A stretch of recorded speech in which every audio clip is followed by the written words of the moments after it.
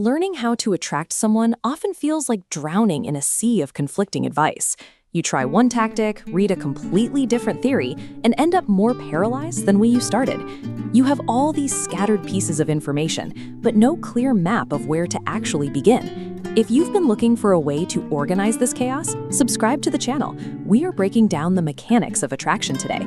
We want to pull you out of that trial and error cycle.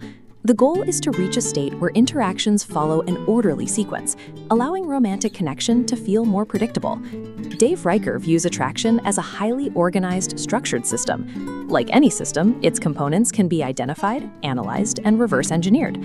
Struggling to connect usually signals an engineering problem. You are essentially trying to operate a complex machine without having its technical manual. Consider how a technical professional or an engineer operates. They rely on strict logical progression and clear categorization to understand how one component influences the next. Vague dating advice like reading the vibe often fails this analytical mindset. Without an actionable sequence, scattered, emotionally driven tips create more confusion than clarity. Riker's The Structure of the Mind functions as a direct response to that lack of clarity. This manual takes the raw, abstract concepts of human emotion and ensures they are organized into a chronological order. To make this work, you have to commit to following the system sequentially. Make sure you watch until the end, because missing a single step in this framework breaks the entire chain. Applying an engineer's mindset to human interaction provides a repeatable framework. It removes the guesswork of what to do next by providing a logical path forward. This manual identifies the specific components of the mind's architecture that drive attraction. The foundation consists of external behaviors. Body language, posture, and eye contact are the primary structural components of any interaction. Once those external pieces are set, internal psychological triggers occupy the next sequential slot in the blueprint. These components interact like gears. Adjusting your external behavior can physically engage the internal psychological state of the person you're speaking to.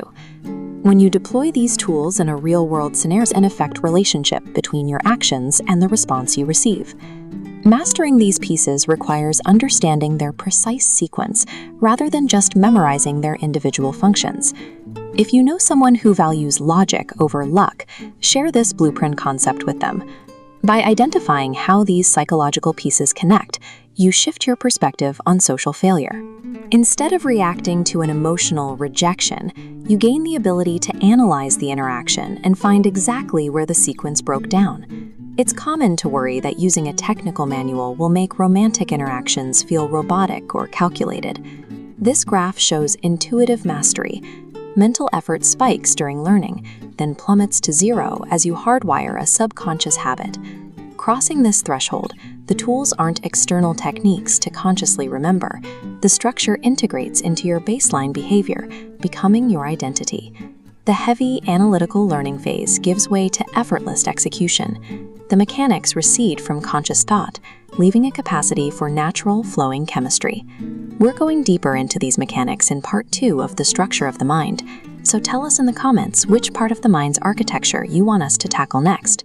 Romantic intuition is the final automatic reflex achieved by deeply mastering a structure.